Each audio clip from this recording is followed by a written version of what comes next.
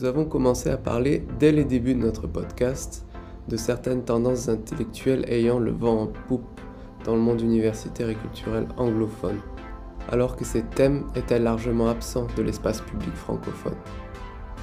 Je qualifie souvent ces tendances d'identitaires et victimaires. Elles peuvent être décrites par une focalisation intense sur certaines inégalités perçues ou réelles entre certains groupes démographiques. Ces inégalités sont considérées comme explicables exclusivement par des dynamiques de pouvoir, de domination, d'oppression, et leur existence et leur intensité sont considérées comme des faillites majeures, disqualifiantes même, pour nos sociétés occidentales contemporaines. Plus récemment, ces tendances intellectuelles et militantes ont gagné de la popularité en France, ce qui suscite des réactions pour le moins polarisées. Alors même que je critique depuis un certain temps et sans trop de ménagement les simplismes, les contresens et les fondements épistémologiques de ces narrations se réclamant souvent des sciences sociales, je m'agace fréquemment devant la faiblesse et la médiocrité des critiques qui sont faites dans l'espace public français à ces tendances, désormais qualifiées le plus souvent de wokisme. Le terme est désormais, soyons clairs, le plus souvent péjoratif, même si à l'origine il a été utilisé par les partisans de ces narrations identitaires. Dans cet épisode, je reçois Olivier Moos. Olivier est chargé de recherche à l'Institut Religioscope à Fribourg en Suisse, et contrairement à la grande majorité des gens qui se veulent critiquer le wokisme dans l'espace public francophone, il a bossé son sujet à fond avant d'en parler. Il a une connaissance large et profonde des nombreuses critiques informées et intelligentes du wokisme qui ont été formulées dans l'espace intellectuel anglophone. En particulier pour les membres de notre audience qui seraient peu à l'aise avec l'anglais, je recommande donc vivement d'écouter et de lire ce qu'Olivier dit sur ces sujets. Eh bien bonjour à tous, je reçois aujourd'hui sur Liberté Académique Olivier Moos. Bienvenue Olivier sur Liberté Académique. Merci de l'invitation. Avec grand plaisir. Alors, si je ne dis pas de bêtises, vous êtes historien à l'Institut Religioscope. C'est ça, oui. Un Ouais, institut d'accord. basé à Fribourg, en Suisse, où je travaille je suis chargé de recherche. J'ai une formation d'historien, mais nos intérêts recouvrent l'ensemble du fait religieux contemporain. C'est assez interdisciplinaire comme approche. Ouais. D'accord. Alors, vous avez reçu votre doctorat en 2009 et le titre de votre thèse, c'était Visages et rivages d'un nouvel orientalisme, décryptage des discours et réseaux de l'anti-islamisme contemporain. Vous êtes l'auteur, beaucoup plus récemment, de 2 longs textes explicatifs consacrés au mouvement de justice sociale intersectionnelle, pour les appeler comme ça, qu'il est de plus en plus commun, semble-t-il, dans l'espace public d'appeler woke. 2 textes qui n'ont pas fait grand bruit, à ma connaissance, mais c'est bien dommage. Non, Euh, il ne me semble pas que j'ai eu beaucoup de lecteurs. Non. hmm, c'est bien dommage parce que, à mon avis, ils sont très supérieurs à peu près tout ce qu'on peut lire sur le sujet dans l'espace intellectuel francophone. Donc, je donne le nom des textes, on mettra aussi les liens dans la description au moment de la publication. Le premier, c'était Les Jacobins de l'antiracisme sur Antipresse. Et puis ensuite, The Great Awakening, Réveil militant, justice sociale, pardon, et religion, qui a été publié en fait par votre institut Religioscope. Absolument, oui. Ouais. Et donc je le dis encore, hein, ces textes sont très bien écrits, ils sont assez limpides, enfin ils sont tout simplement limpides et très bien informés surtout. Ils retranscrivent vraiment la richesse des critiques informées justement et intelligentes du wokisme qui sont développés dans le monde anglophone lors des dernières années. Ça change beaucoup des glapissements des éditorialistes français sur l'américanisation de la pensée ou ce type de choses-là. Mais pour donner un exemple, je cite les premières phrases du deuxième texte. Donc vous dites, depuis quelques années, un nouveau phénomène culturel a émergé aux États-Unis et s'est répandu avec des intensités variables dans l'espace anglophone occidental. Ce phénomène se caractérise par la croissante visibilité d'une ferveur militante, voire révolutionnaire, au sein de certains segments des populations de ces pays, alimentée par la conviction qu'il existe une urgence morale à se soulever contre les injustices produites et perpétuées par les structures, normes et valeurs même de ces sociétés. Bon, On peut difficilement faire mieux, je pense, comme résumé très bref de ces mouvements-là. Et ma première question, c'est qu'est-ce qui vous a donné en fait envie de s'intéresser à ce sujet-là? Ah, c'est un accident, en fait. Un mélange de curiosité et de frustration. Euh, Hmm. Ça a émergé en 2019 lorsque nous avions eu toutes sortes enfin, un mouvement de militance féministe autour de la journée de la femme en juin 2019. C'est quand j'ai commencé à m'interroger sur les propositions qui étaient faites, plus spécifiquement, non pas sur les revendications féministes, mais sur les tentatives d'explication des disparités. Mhm. Et lorsque explose le phénomène Black Lives Matter en 2020, ça a été le moment où mon impression a été que la grande presse a essentiellement reproduit les arguments des acteurs sans jamais poser la question dans quelle mesure on pouvait les tester, dans quelle mesure elles possédaient un pouvoir explicatif. Et j'ai attendu avec un espoir qui ne s'est pas concrétisé, visiblement, que la presse questionne ce que ces mouvements nous disaient. Euh, L'université non plus, visiblement, n'était pas très motivée à travailler sur ces sujets. Et ce qui m'a poussé à faire le travail que j'attendrais d'un certain nombre de journalistes d'investigation, c'est-à-dire de questionner le phénomène, d'expliciter son origine, de nous montrer ce qui relève de pétitions de principe, ce qui relève d'analyses pertinentes, le rapport avec ce que la littérature scientifique peut nous dire sur un certain nombre de ces questions. Donc, j'ai Mhm. avancé sur ce domaine en essayant d'être méthodologiquement aussi neutre et aussi prudent que possible. Et ça a donné le premier papier donc, publié chez Antipresse, parce que je n'ai pas trouvé d'autres supports. Et ils ont été très aimables, ils ont fait toute une mise en page pour Ouais. qu'il puisse apparaître en ligne et être partagé sous un format PDF. Donc sur le mouvement Black Lives Matter. Et ensuite, sur le wokisme, c'est là une réflexion qui a plus touché mon centre d'intérêt, qui était que beaucoup de commentateurs, essentiellement des critiques de ce phénomène, utilisaient des arguments comme nous avons affaire à une religion, nous avons affaire à un système religieux. Et j'ai essayé d'évaluer d'abord quels étaient les meilleurs arguments qui allaient dans un sens ou dans l'autre et essayer de faire une évaluation de la qualité de cette approche-là pour arriver finalement à la conclusion de ce papier qui était que c'est justifié fonctionnellement, ça ne l'est pas substantivement, et qu'il faudrait le combiner avec une approche plus économique sur le fonctionnement des incitatifs structurels, par exemple, au sein des institutions qui produisent ce genre de discours. Mhm. D'accord. Ouais, Bon, la réponse courte, j'étais curieux. mhm. Ouais. D'accord. On va revenir sur ce point, le deuxième, enfin tous, mais le deuxième en particulier plus tard. Euh, d'accord. Ouais, ouais, mais, il faut que je passe au tutoiement. On s'était mis d'accord pour se tutoyer, mais j'ai déjà oublié. Donc, il faut que je me force. En Pas de fait, souci. tu as fait vite quand même. Enfin, moi, si tu n'avais pas trop suivi tous ces développements, ça fait depuis maintenant longtemps que en fait, je m'intéresse à tout ça. Mais bon, je trouve que tu as une profondeur et un large spectre de lecture sur le sujet qui est assez impressionnant. Alors, il y a des parallèles qui sont possibles à faire avec des débats qu'on a eus précédemment, parce qu'il n'y a pas vraiment Hmm, beaucoup de choses nouvelles au sens strict. Par exemple, beaucoup de concepts qui sont utilisés, qui ont émergé dans la conscience publique via ce phénomène de mobilisation social justice aux États-Unis, sont des concepts qui ont souvent été développés dans les années 60, dans les années 70, voire plus anciens. Euh, il y a aussi le fait qu'il y a d'autres champs sur lesquels j'ai travaillé, par exemple, plus spécifiquement la manière dont le débat public a traité la question des mobilisations djihadistes dans la période de l'État islamique en Syrie.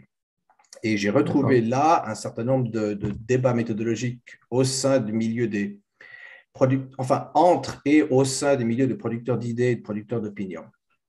C'est-à-dire, est-ce qu'on peut interroger ce phénomène purement sur des bases socio-économiques ou est-ce que, à l'autre côté du spectre, est-ce que l'idéologie permet d'expliquer la mobilisation? Donc, en Mhm. fait, il y a une possibilité de passage de l'un à l'autre dans un questionnement méthodologique sur la pertinence des propositions qui nous ont faites. Dans la mesure où beaucoup de propositions qui émergent dans le débat public ne sont pas motivées ou pas uniquement motivées par une recherche de connaissances, mais sont motivées par des stratégies de positionnement individuelles, recherche de statut, etc., etc. Mhm. Oui. Ou recherche enfin, tentative de faire avancer sa cause à l'échelle collective, quoi. Mhm. Oui, oui, il y a un degré de mercenariat dans le milieu académique, comme dans tous les milieux, il ne fait pas exception. La différence, c'est Mhm. que les universitaires sont essentiellement leur produit final dans les humanités et les lettres, c'est la production d'idées. Mhm. Et elles Ouais. sont bien sûr plus difficiles à évoluer que si l'on construit un pont en utilisant par exemple des ethnomathématiques. L'avenir du pont nous donne un indice sur la pertinence de l'ethnomathématique. Euh, il est beaucoup plus difficile de tester des hypothèses comme celle du patriarcat, par exemple. Mhm. Comment on va pouvoir tester empiriquement la chose, c'est beaucoup plus difficile. Est-ce que tu peux essayer, tu crois, de donner une brève définition du wokisme pour l'audience en quelques phrases? Est-ce que c'est possible? Alors, oui, possible, est-ce que c'est pertinent? C'est une autre question. Euh, Mhm. j'ai, à mon avis, le wokisme peut être défini comme un mouvement, malgré les critiques qui sont faites justement en langue française, encore assez récemment, été publié en Suisse un décryptage du wokisme qui refusait cette approche-là. Cité beaucoup de sociologues qui pensent que le wokisme n'est pas un mouvement, mais au contraire est D'accord. une fabrication euh, des milieux de droite, de droite identitaire, visant à s'opposer à toutes les propositions de réforme ou d'activité politique faites par les milieux progressistes ou de la gauche progressiste. Dans mon texte, j'ai proposé de voir le wokisme comme un mouvement, un ensemble d'idées qui horizontalement va s'exprimer à travers tout un univers réticulé d'activisme.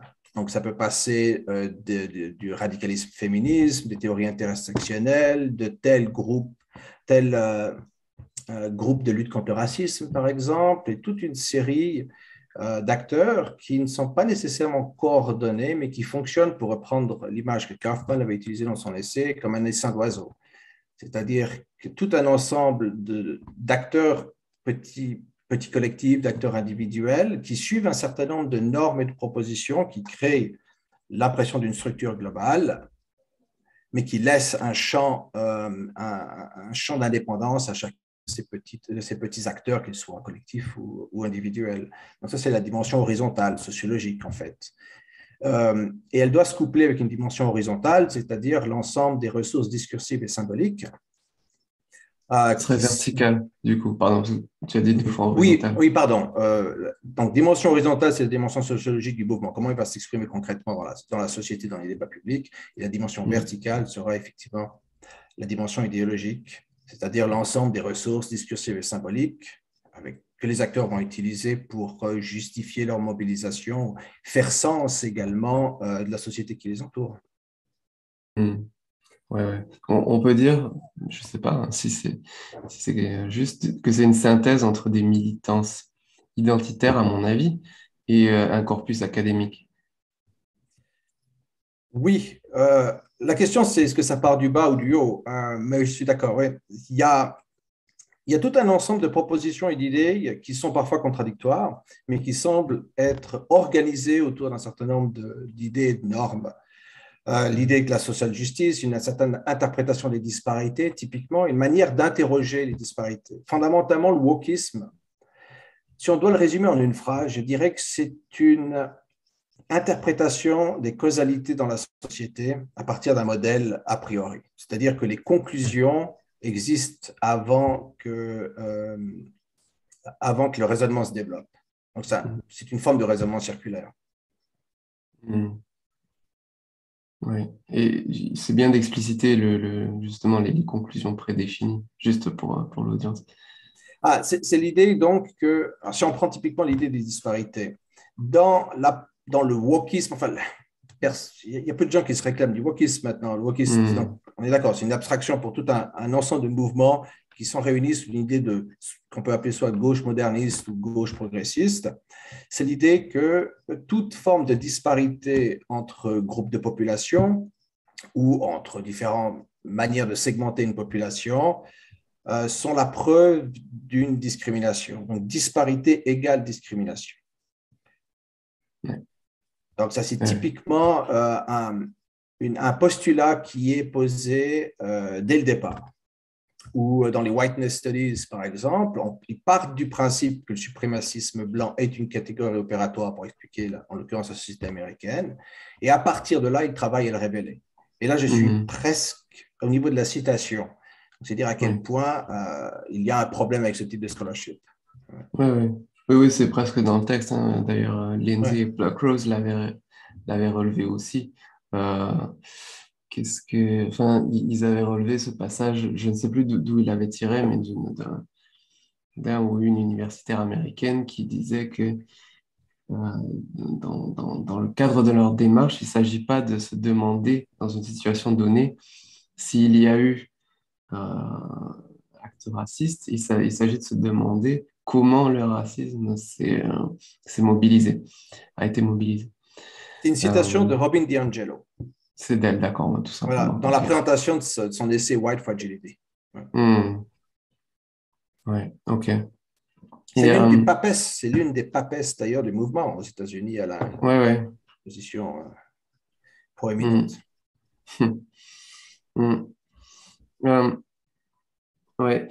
Donc, le wokisme, en fait, propose des théories, on l'a dit en pointillé, des théories à visée sociologique. Hein. Et il propose même, en tout cas, je pense qu'on peut dire qu'il propose des théories de la connaissance, quoi. Il y a une vraie ambition épistémologique avec l'idée que certains segments de la population ont un accès à certaines connaissances, je dirais un accès ontologique par le fait qu'ils ont appartenu à des catégories considérées comme discriminées. Il y a aussi des théories on va dire, du droit à la parole, qui doivent pas mal sans doute à Marcuse. En fait, si on remonte tout ça, si on remonte l'histoire de ces mouvements-là. Et donc, il y a quand même une vraie velléité de profondeur intellectuelle, je pense qu'on peut dire. C'est pas seulement des mouvements militants purs, si on veut. Et ils sont vraiment, comme on l'a dit, liés fortement à une dimension intellectuelle qui doit beaucoup justement au champ académique. Et c'est ma manière d'embrayer en fait sur la discussion dominante en fait dans l'espace francophone sur ce sujet-là, du côté de ceux qui se veulent opposants au wokisme.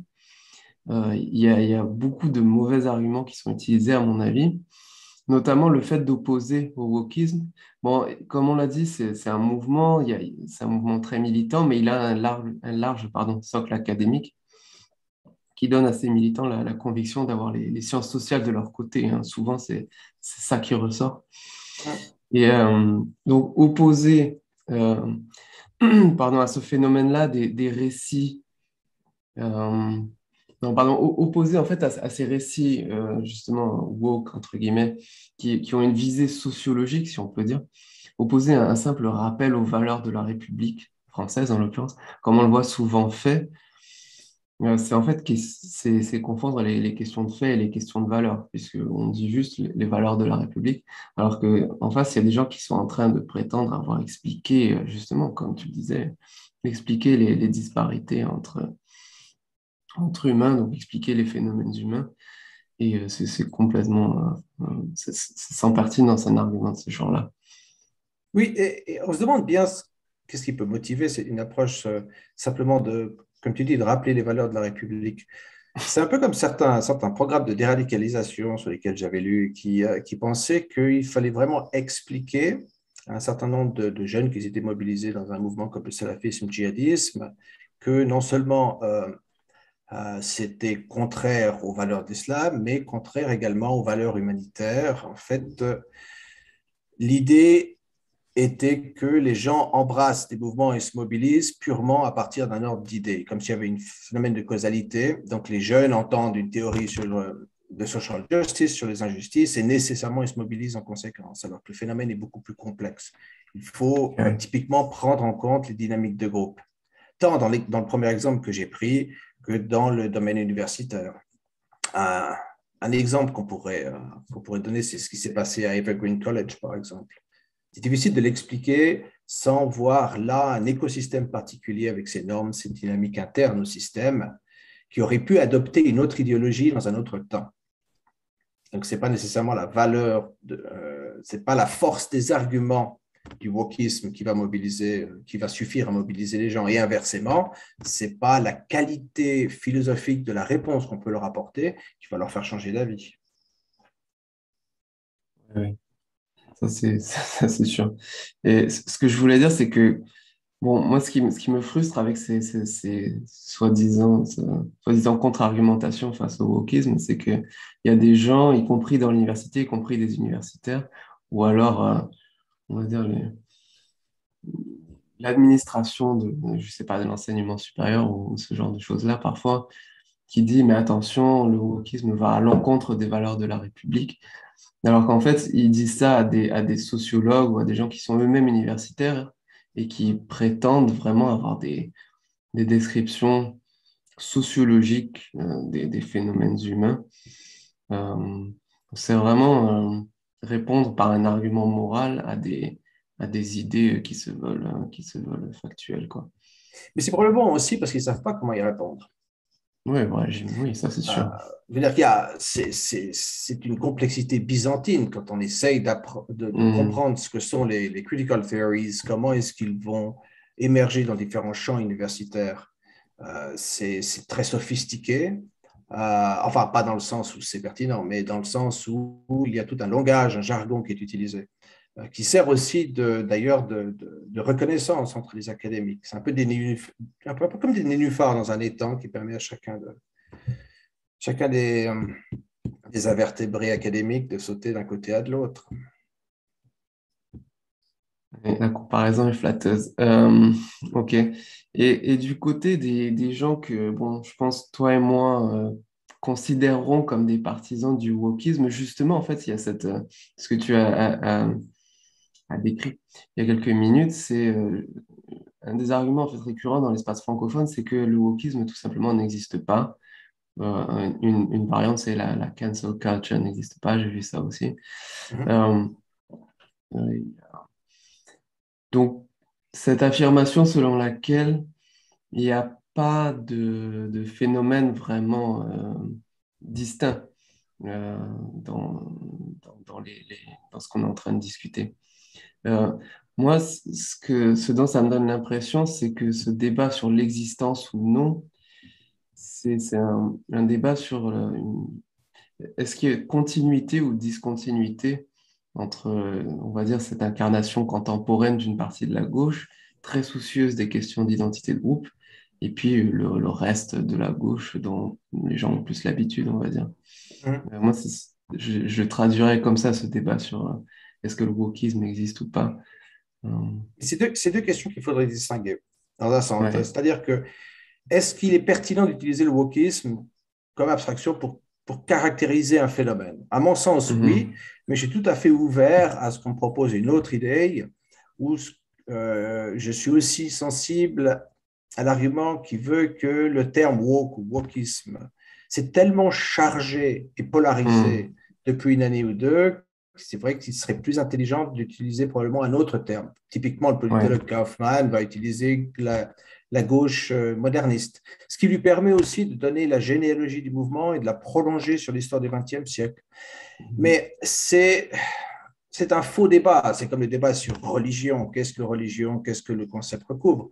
Par économie de langage, ça fait sens d'utiliser, à mon sens, wokisme, surtout que les gens reconnaissent plus ou moins dans quel cadre on parle.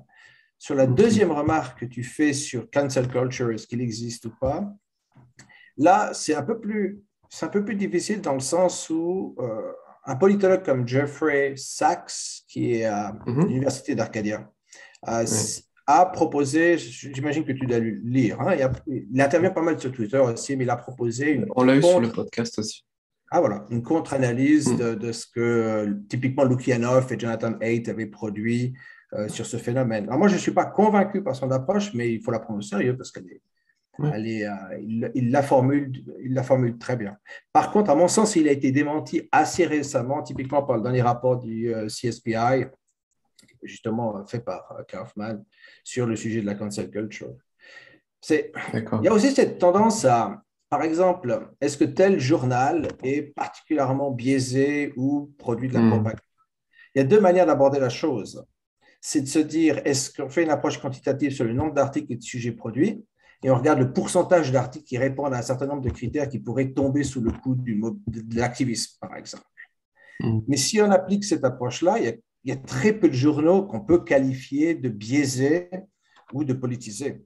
En revanche, de la même façon que l'on peut évaluer le courage ou la rigueur morale d'un individu en le soumettant à des situations limites, il faut, à mon sens, plutôt évaluer ces publications à partir des sujets controversés, c'est-à-dire l'ensemble, le régime des tabous, l'ensemble des sujets qui sont particulièrement controversés dans la société, c'est-à-dire leur position sur les questions de genre, LGBTQ, leur position vis-à-vis du racisme, immigration, leur position vis-à-vis de la criminalité, etc. Et à partir de cette unité de la mesure, à mon sens, on peut raisonnablement qualifier un journal d'être politisé ou particulièrement biaisé.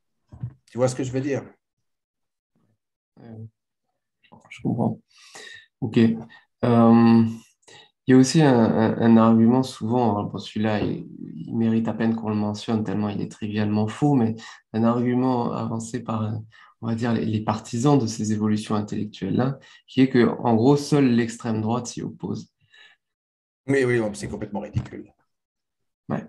Il suffit de voir le spectre de gens qui se mobilisent contre ce phénomène. Alors, c'est un peu tardif, certains, je trouve, mais l'une des caractéristiques de cet ensemble d'activisme que l'on classe sous social justice ou wokisme, c'est égal, c'est le rejet du libéralisme. C'est-à-dire qu'à mon sens, derrière l'idéologie et le type d'activisme, il y a une propriété émergente autoritaire. Un peu de la manière que si on essaye de créer une économie planifiée, la propriété émergente de cette tentative sera l'autoritarisme. Il n'y a pas d'autre choix. Et la chose, d'ailleurs, on peut quasiment la tester empiriquement, en quelque sorte, non pas en la reproduisant, mais en observant ce qui s'est passé dans certaines universités ou de certains campus.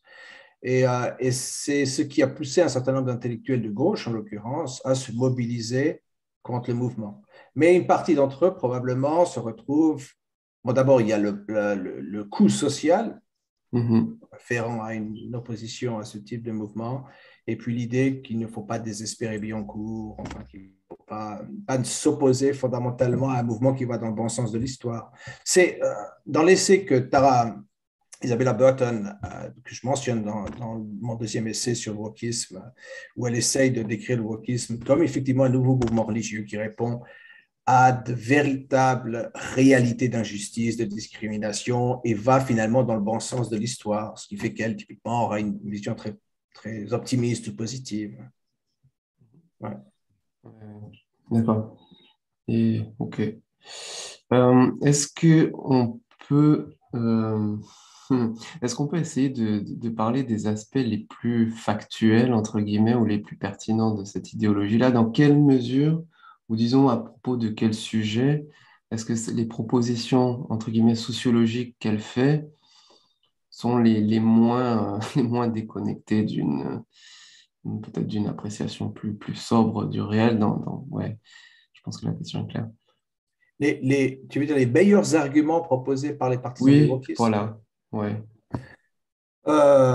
C'est une bonne question. En fait, je me suis surtout concentré sur leur approche des disparités.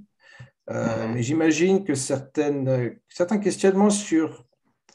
C'est assez intéressant, certains d'entre eux, la manière dont ils vont questionner la réverbération dans l'histoire d'un certain nombre de pratiques ou de régimes. Typiquement, aux États-Unis, l'impact que la ségrégation résidentielle à une certaine époque peut encore avoir sur les itinéraires socio-économiques des Afro-Américains contemporains.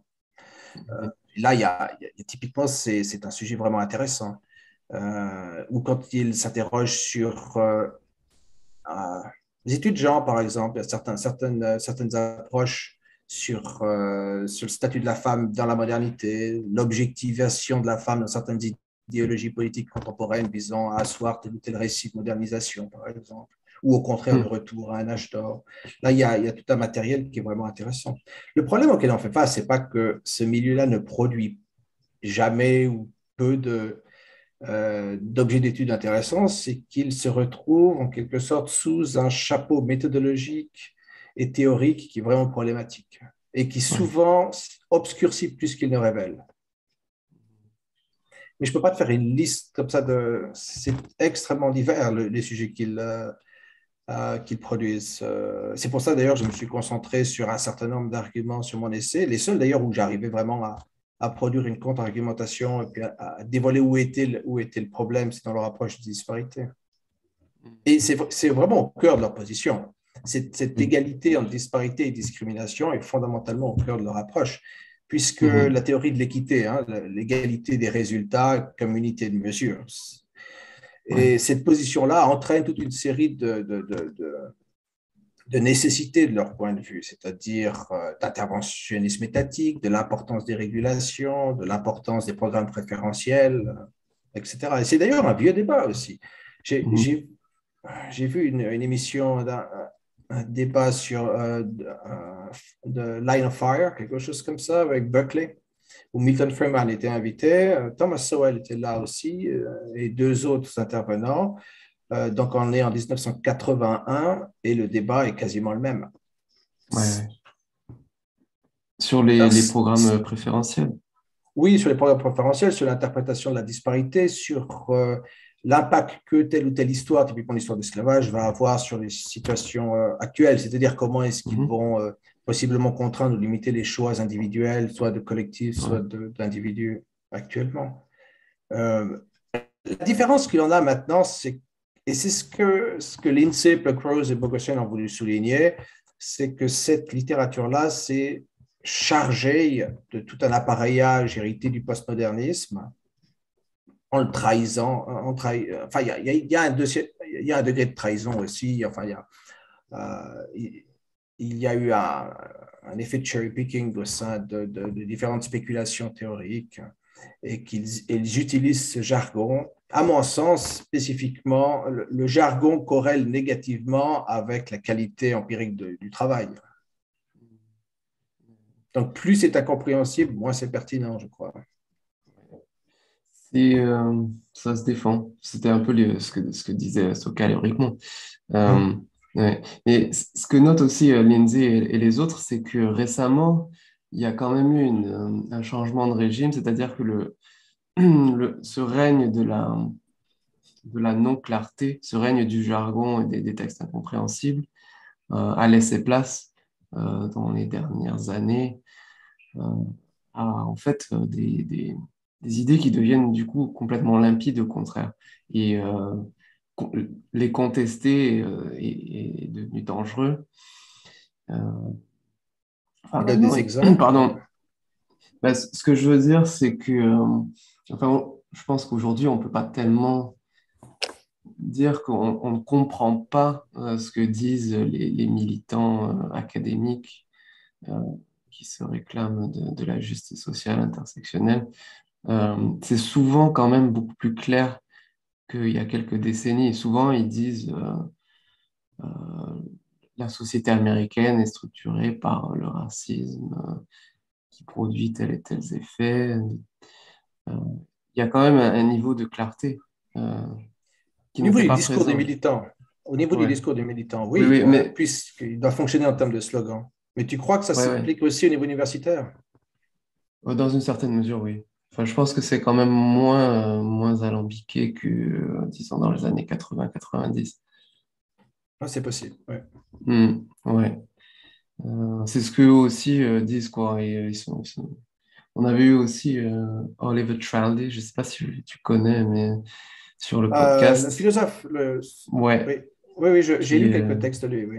hmm, qui en fait parlait aussi d'une transition enfin, à partir du postmodernisme propre, qui était vraiment très, très joueur avec les mots et les textes, et souvent abscons, en tout cas pour l'immense majorité des lecteurs.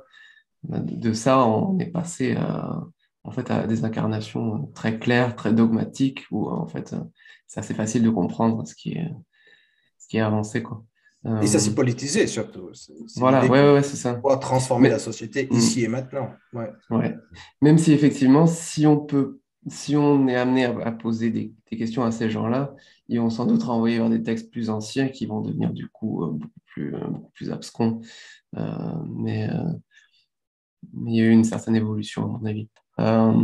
Ouais, en fait, pour recouper un peu ce que tu disais, donc justement, ce qui invalide, à mon avis, ces idéologies-là, c'est pas du tout les sujets qui les passionnent, hein, qui ont leur Mhm. intérêt, comme on a dit, mais c'est des cadres explicatifs qui sont très simplistes, totalement rigides, comme tu les décris.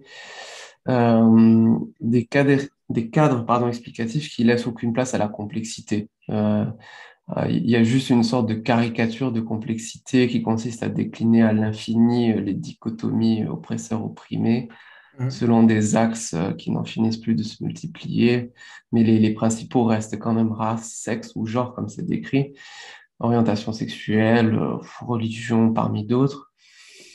Et ces axes sont présentés comme s'intersectant justement, et il suffirait en fait de les prendre en considération de manière commune et simultanée pour rendre compte, semble-t-il, de tous les phénomènes humains importants ou intéressants. Ouais. Euh, et tu as raison de souligner le fait que l'accent, par exemple, mis sur la question du racisme est parfaitement légitime. Personne ne doute que le racisme existe, enfin personne, sauf les racistes bien évidemment, mais personne ne doute que le racisme a des effets négatifs et que c'est une faillite morale. La question, c'est qu'est-ce que le racisme va expliquer dans les phénomènes sociaux qu'on essaie d'expliquer. Et la même chose pour le sexisme d'ailleurs. Et le problème, c'est qu'il Ouais. y a une réification de ces outils qui en font, où on leur donne quasiment des propriétés d'agentivité, un pouvoir magique d'action sur la société. Mhm. C'est aussi une vieille erreur qu'on retrouve chez les auteurs culturalistes, typiquement. Cette Mhm. idée que les individus sont parfaitement déterminés par leur univers culturel et qu'il y a un Ouais. effet de causalité de l'idée au comportement. Mhm. Euh, et- bon, alors évidemment, je n'adhère pas du tout à ces narrations culturalistes, hein, mais c'est pas pour les défendre, mais même dans la mesure où on pourrait y adhérer, enfin, je veux dire, c'est pas les seules forces opérantes dans l'espace public, quoi, le racisme, le sexisme, mais d'après justement ces lectures-là, il semblerait que ce soit le cas, que ce soit les seules forces vraiment opérantes.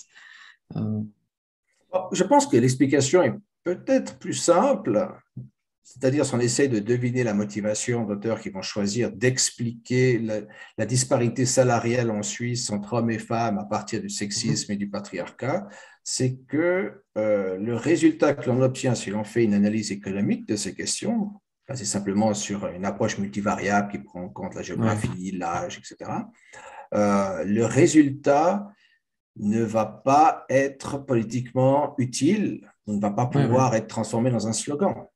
ouais, ouais. Peut-être que l'explication est aussi simple que ça. Mhm. Oui, ouais. Ça, C'est-à-dire c'est que déjà presque. oui, c'est-à-dire que la disparité est forte. Comme on l'a dit tout à l'heure, la disparité égale discrimination. Donc, si on fait une analyse multivariable de telle ou telle question, puis on se rend compte que la disparité soit disparaît, soit est réduite à portion congrue, il faut Mhm. néanmoins que le credo soit correct. Donc, il faut trouver une discrimination. Oui, Donc, il oui. faut retourner au début et puis poser des effets de force qui, elles, ne sont pas mesurables. Voilà. Ouais, ouais. Ouais. Ben, je pense que c'est très bien dit. Ouais. Ok. Euh, alors, on peut aborder les causes de cette mode intellectuelle-là. Tu en distingues plusieurs. Je les nomme brièvement et puis tu peux parler de ce que tu préfères, mais tu parles d'un effet générationnel. Donc ça, c'est aussi inspiré de Haidt et Lukianoff. Ensuite, il y a les effets de chambre d'écho, que ce soit surtout académiques et médiatiques, en fait. C'est surtout dans ces milieux-là que ces narrations ont connu le plus fort succès. L'innovation technologique avec certains comportements sur les réseaux sociaux. Ensuite, il y a des facteurs, entre guillemets, environnementaux. Il y a sans doute un plus large contexte de polarisation politique, au moins aux États-Unis. Et puis, une certaine récupération marchande de ces modes intellectuels-là, avec certaines entreprises qui utilisent les slogans de la justice sociale intersectionnelle dans leur, leur campagne de publicité ou ce genre de choses-là, quoi. Ouais. Donc, c'est vraiment je mets ça sous la forme d'une tentative. C'est comment est-ce Ouais. que je peux essayer de déterminer un ensemble de facteurs de variables qui nous permettent d'expliquer l'émergence de ce phénomène. Elle vient aussi du fait que ce qui m'a gêné dans la couverture médiatique, c'est qu'on a l'impression que le phénomène est... Donc là, on parle, typiquement, si on prend Black Lives Matter, c'est l'idée que le phénomène émerge uniquement sur une seule variable. Là, ce serait le scandale moral que l'homicide d'un homme à Minneapolis cause à l'échelle internationale et explique l'internationalisation de la chose. Mhm. Et c'est absurde de voir la chose sous cet angle. Enfin, ça n'explique strictement rien sur les différents mobiles et incitatifs qui vont dans un temps donné, dans un segment de la population donné, expliquer la mobilisation. Et pour le phénomène plus large du wokisme, effectivement, il faut essayer de déterminer un certain nombre de variables. Je ne pense pas que l'une des erreurs a été de voir l'émergence de ce mouvement. C'est vraiment entré dans le débat public, quoi. 2018, 2019 à peu près aux États-Unis, peut-être un petit peu avant. Un petit On peu avait avant, oui. on avait un certain nombre d'émergences comme ça, de phénomènes qui apparaissaient à partir du début des années 2010, en fait. Mhm. Et je pense je pense que beaucoup d'observateurs ont commis une erreur qui consistait à penser que leur observation était synchronique du phénomène, alors que le Mhm. phénomène est la pointe d'un mouvement qui précède probablement de plusieurs décennies, de toute une concaténation d'idées, d'activisme, d'entrisme dans les institutions, dans les curriculums scolaires, qui ont permis à cette explosion dans les années 2010. Mais ça ne suffit pas pour l'expliquer. D'où, par exemple, un argument comme l'effet générationnel qui a été mis en avant par Lukianoff et Ed, c'est-à-dire l'idée qu'une génération particulière qui a été élevée dans un contexte particulier se retrouve au cœur de cette mobilisation-là. Je pense que cette variable-là est importante. On pourrait la résumer en fait par le fait que le succès de ce wokisme parmi certains des plus jeunes segments de la population nord-américaine s'explique en partie parce qu'il répond à des besoins et des demandes psychologiques. Mhm. Ça, c'est une des dimensions du phénomène. Les chambres d'écho, c'est donc le phénomène des incitatifs institutionnels.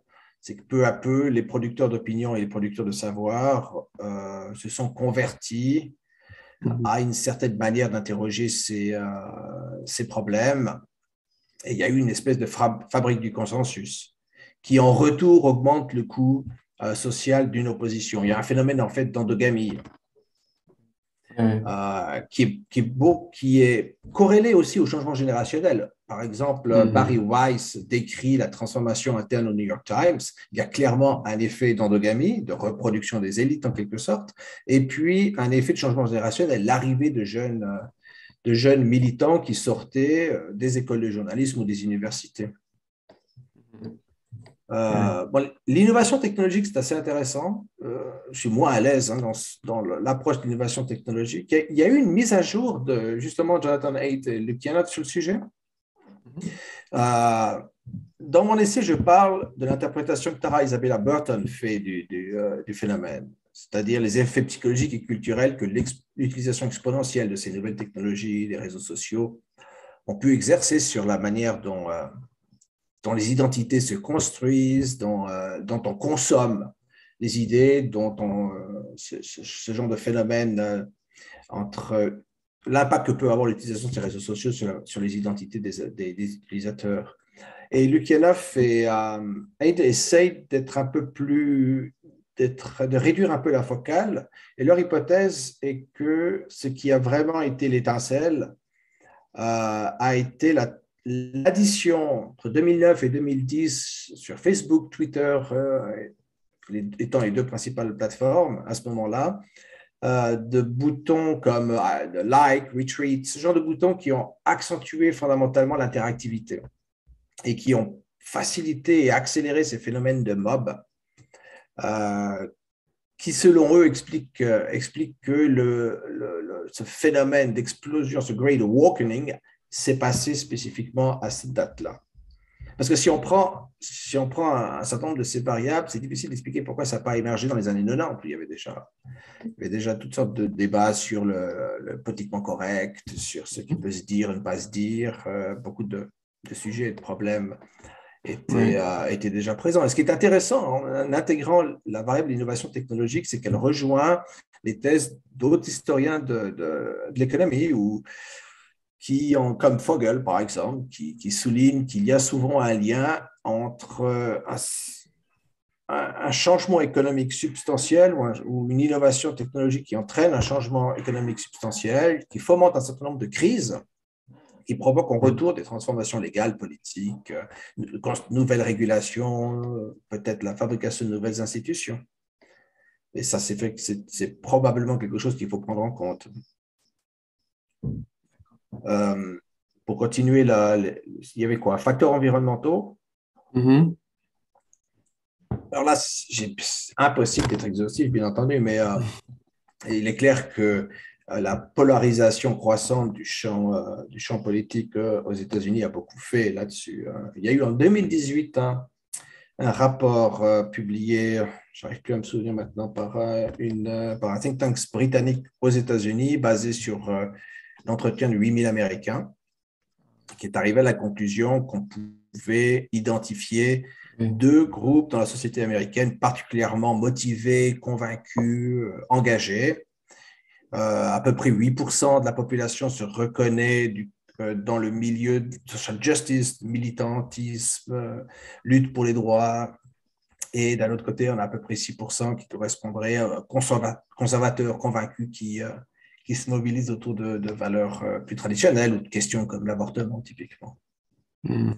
Alors, allez, il y a un certain nombre d'observateurs qui suggèrent que cette polarisation du champ politique américain est en fait asymétrique, c'est-à-dire que le curseur s'est déplacé sur la gauche, qui fait qu'on se retrouve dans une situation où vous avez des auteurs qui sont des libéraux au sens classique du terme, qui se retrouvent par le déplacement du curseur, en fait, quasiment dans les rangs des fascistes. Ce qui bien sûr, vient brouiller complètement le débat. C'est comment est-ce qu'il s'appelle? More in Common.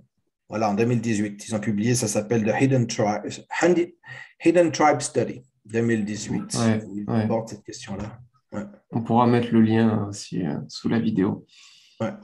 Et ce qui est intéressant aussi, d'ailleurs, ce que cette étude a trouvé, c'est que donc on a d'un côté une distribution 8, 6, donc on va dire en 10 et 14% de la population qui est très motivée autour d'un certain nombre de totems. Alors, typiquement, dans la gauche moderniste, les totems ce seront la race, enfin, dans le langage anglophone en tous les cas, le genre, le sexe, les identités minoritaires. Et la tribu se réunit autour de ces totems en quelque sorte. Et ce sont des gens qui ont un ensemble de valeurs sacrées qui ne sont pas ouvertes au compromis. Et inversement, à droite, sur un certain nombre de valeurs traditionnelles que l'on va retrouver chez les gens très motivés.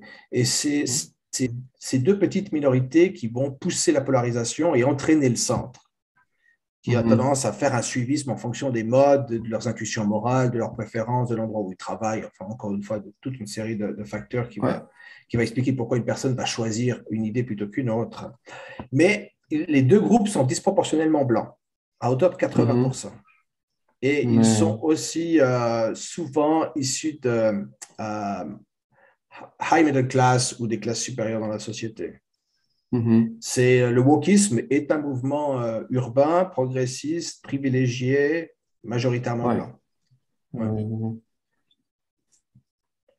Euh, Qu'est-ce qu'il y a encore comme autre un C'était peu la dans... récupération marchande, c'était le dernier Oui, facteur. voilà, oui, oui, exactement. Parce que oui, le glissement dans les corporations de différentes pratiques, c'est-à-dire l'extension des programmes de corporate social responsibility en corporate social justice, c'est tous les débats qu'il y a sur les biens implicites, le devoir d'équité, diversité, de formation pour essayer de fabriquer à l'échelle de la corporation de bonnes pratiques. Il y a tout un effet de branding aussi qui est fait. Je ne sais pas si tu as vu tout récemment, c'était un jour ou deux, la vidéo de présentation du dernier produit Microsoft. J'ai vu plein de gens en parler, j'ai pas pris le temps d'en fait de la visionner. Ah, c'est fantastique, c'est un vrai festival, ça vaut vraiment la peine. Si on veut voir ce que donne le woke capitalism, cette vidéo-là le résume parfaitement. Mm. En fait, Ouais. j'ai quand même vu passer des gens qui avaient, enfin, qui disent que on peut comprendre ça comme le fait que ils ont essayé Microsoft d'aider les malentendants, non, les malvoyants, si je me rappelle bien. Enfin, il y avait un truc comme Ouais. ça. Et donc, certains trucs qui sont dits comme ça à voix haute et qui paraissent assez délirants, euh, peut-être le paraîtrait moins si on se met dans la peau de quelqu'un qui peut pas voir. Mais ouais, je me suis pas plongé dans les détails Oui, de tout ça. les intervenants en fait se présentent, puis se décrivent. Alors, il y a différents passages où ils n'utilisent pas tous les critères, mais l'idée c'est qu'ils se décrivent. Alors, ils se décrivent à quoi ils ressemblent. Donc, ça s'adresse visiblement aux malvoyants. Mais après, indique par exemple leur pronom. Il y a un Hmm. moment où il y a une longue liste de toutes les tribus indiennes qui résidaient sur le site du campus de Microsoft. Il y en a visiblement Ouais, beaucoup, ouais. qui, et je cite, depuis les temps immémoriaux, célébraient, j'imagine, une vision rousseauiste du fonctionnement des Mhm. tribus indiennes sur ce qui a été le campus. C'est un festival de signalement de vertu. Et c'est assez révélateur de l'importance qu'un certain nombre de corporations mettent dans ce branding walk. Alors, ce qui va Mhm. motiver les corporations, ce n'est pas nécessairement parce qu'ils y croient, mais ça a aussi une utilité. C'est une manière de se protéger, surtout lorsqu'on a des activités qui sont qui sont moralement beaucoup plus délicates dans d'autres pays du monde, par exemple. Sûr. Ouais. Ok. Ben, donc, on peut passer à cette grande question, en fait, de la comparaison, en fait, qui est souvent faite, justement, comme tu disais, par certains critiques de ces modes intellectuels-là. Comparaison qui est dressée par beaucoup de personnes entre wokisme d'une part et religion d'autre part. Moi, je connais surtout ce que James Lindsay en avait écrit à l'époque, Mhm. euh, il y a quelques années.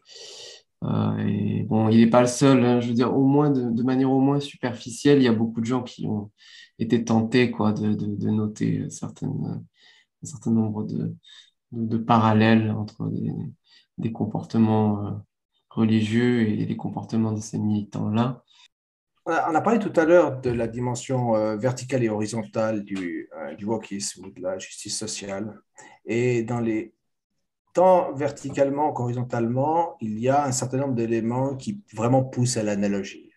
C'est-à-dire qu'au Mhm. niveau des théories, on a, on a par exemple ces propriétés d'agentivité qu'il confère au concept. Le fait qu'il y ait cette espèce de discrépance entre ce que les données empiriques nous indiquent et les envolées lyriques que l'on a autour d'un certain nombre de problèmes réels ou imaginés qui retiennent l'attention.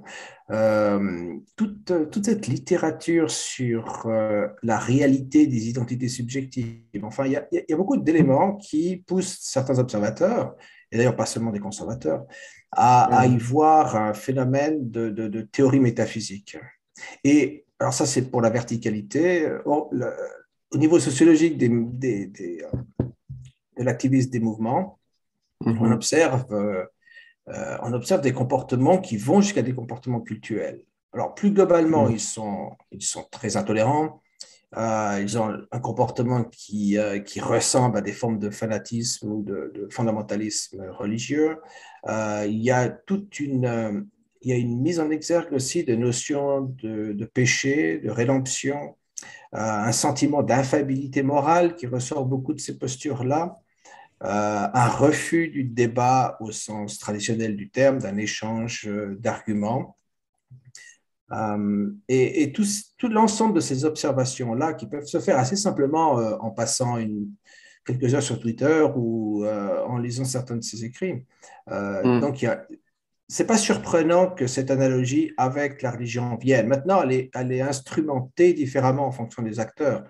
Euh, Typiquement, des intellectuels comme Joseph Bottom ou Rob Dreher qui vont décrire le mouvement comme un culte ou comme une religion. Mhm. Ça a une connotation négative, mais ce que ça décrit, c'est une notion d'irrationalité, de superstition. Mais ça ne charrie pas les mêmes notions que lorsque Peter Bogerson ou James Ouais. Lindsay parlent de religion, où ils vont donner non pas, ils vont pas rester sur un degré analogique, mais ils vont donner une notion substantive, où ça correspond à la définition de ce qu'est une religion. Mhm. Euh, donc le débat, il est assez superficiel dans la mesure où il n'y a pas beaucoup de sociologues ou de spécialistes de la religion qui interviennent sur cette question-là. C'est Mhm. surtout dans le champ un peu polémique sur comment est-ce qu'on peut expliquer certains types de comportements.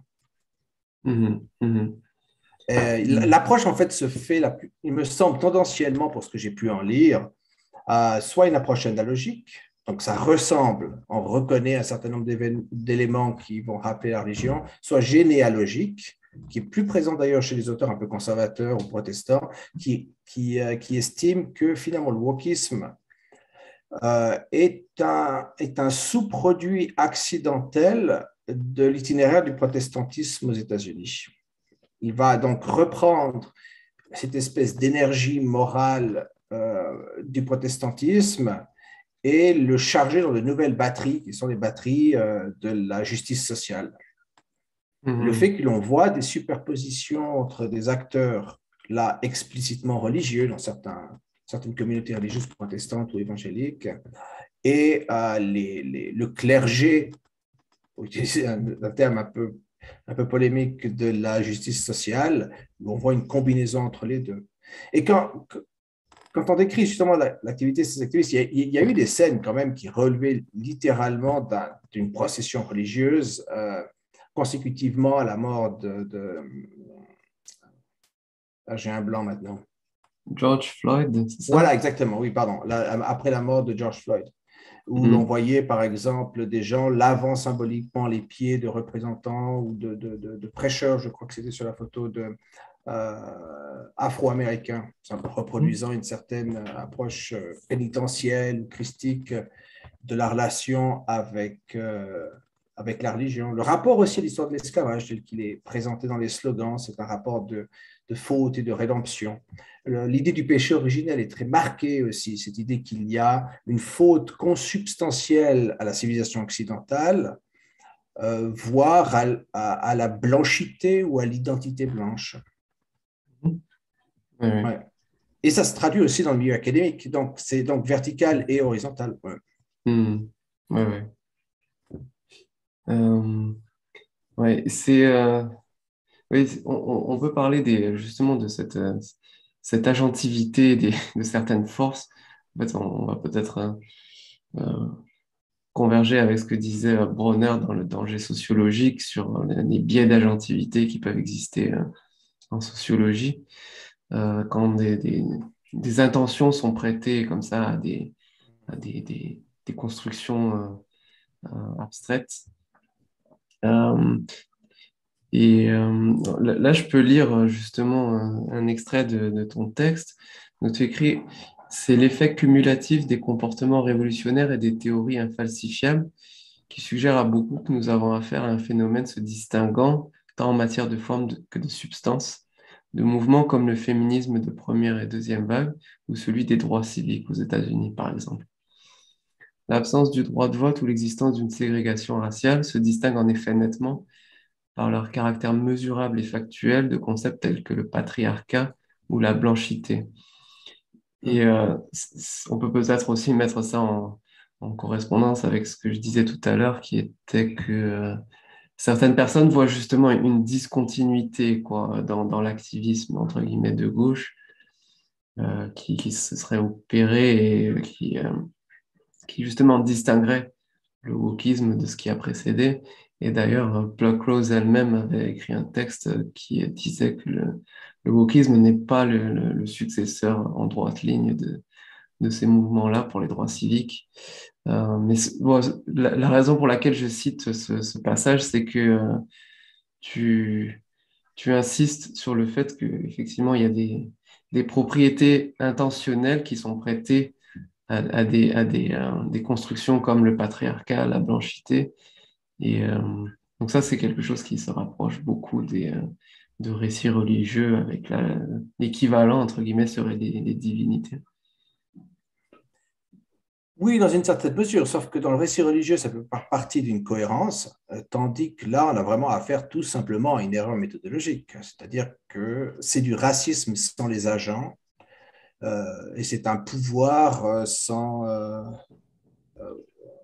oui, c'est cette idée que... Parce que fondamentalement, le racisme ne fait ou ne dit rien, ce sont les gens qui le font, ce sont les acteurs qui font des choix, qui s'organisent, qui posent des actes.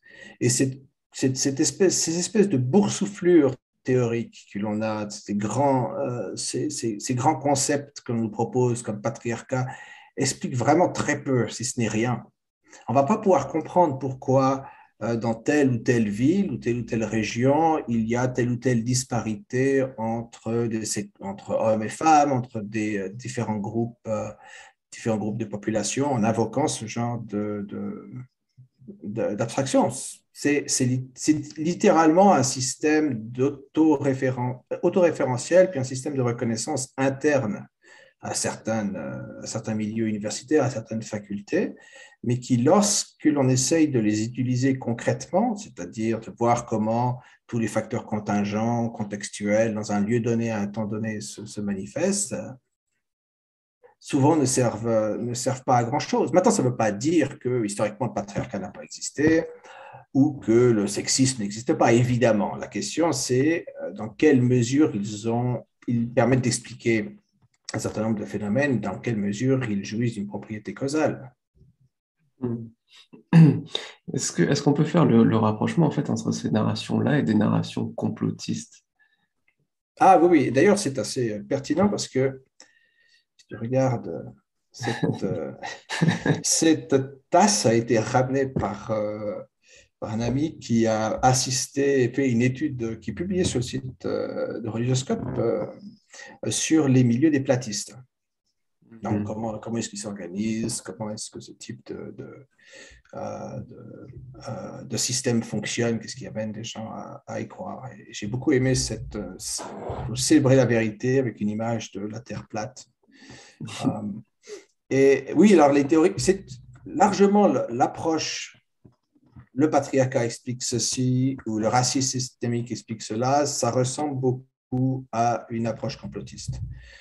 Cette idée qu'il ait pu avoir à travers les âges et les sociétés un vaste complot masculin visant à asseoir une domination sur le sexe, et c'est vraiment une analyse qui est unidimensionnelle. La même chose avec la hiérarchie du pouvoir, cette idée qu'il n'existe de hiérarchie qu'injuste. Qu'est-ce qu'on fait des hiérarchies de compétences, qu'est-ce qu'on fait des hiérarchies au sein d'une famille, etc.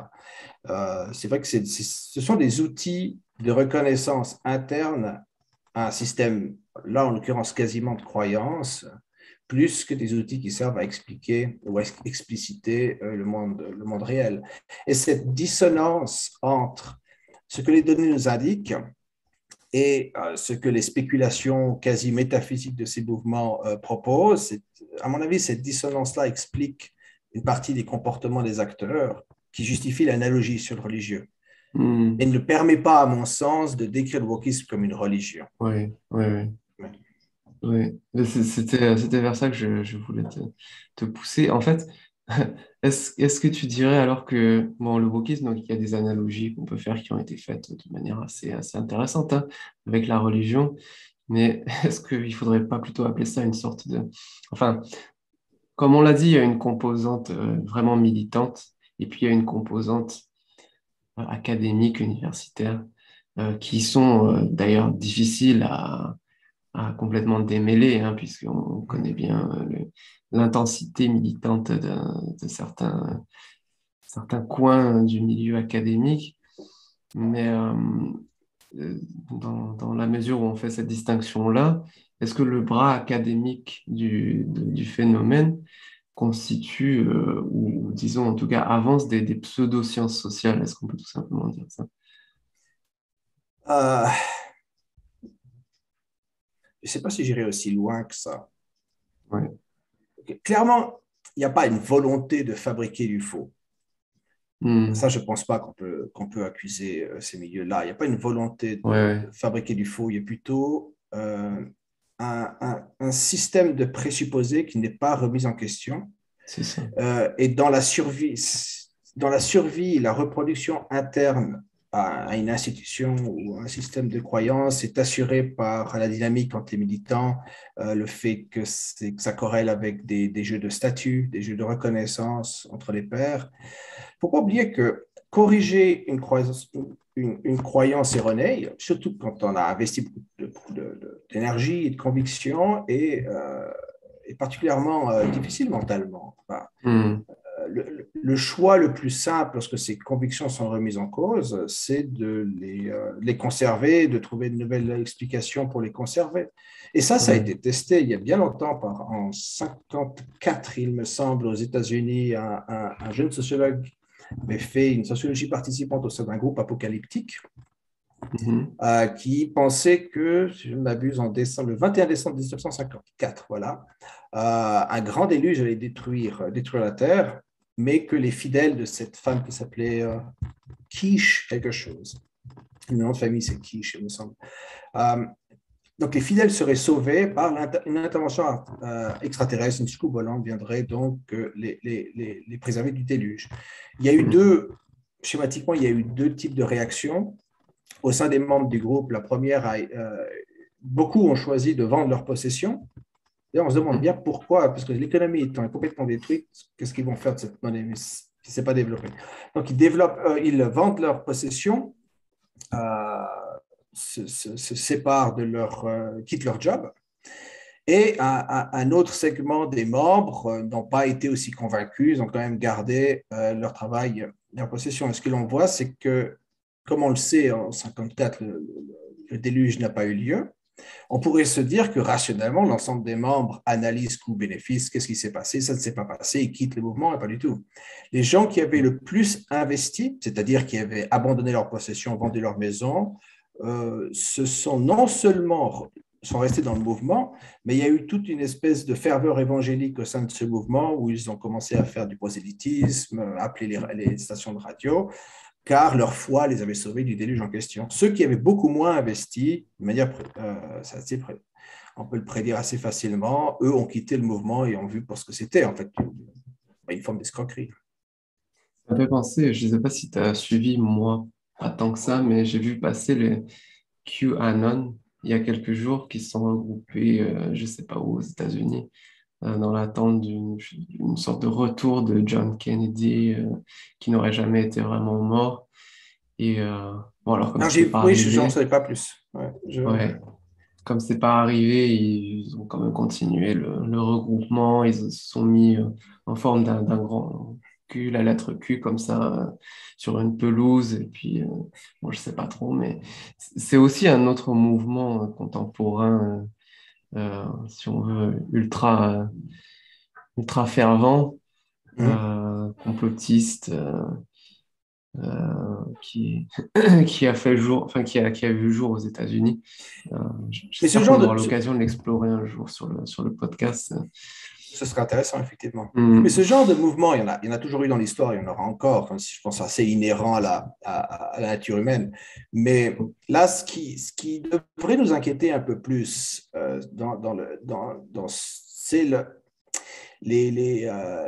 cette lune de miel que l'on voit entre ce type d'activisme et un certain nombre de gens chez les producteurs d'idées et les producteurs d'opinion, sensiblement dans des institutions de prestige, Mm. Ça, c'est beaucoup plus inquiétant pour la qualité du débat public. Il peut avoir possiblement un coût pour toute la société à moyen ou long terme. Mais ça, c'est difficile à projeter, à prévoir l'avenir du mouvement. Est-ce qu'il va survivre longtemps ou pas? C'est difficile à dire. Si on prend l'exemple des Great Awakening dans l'histoire du protestantisme américain, ça a duré entre 30 et 50 ans, des vagues, des Mhm. estimations. Est-ce qu'on est parti pour une ou deux générations? C'est difficile à savoir. Ça dépendra, je Mhm. pense que, parce que l'Europe de l'Ouest est moins touchée que les États-Unis, le Canada, enfin Mhm. l'espace anglo-américain. Et on peut se poser la question de pourquoi est-ce que ça prend moins? Est-ce que c'est parce qu'on est simplement en retard, que le virus traverse l'Atlantique? Est-ce qu'on aura des variants?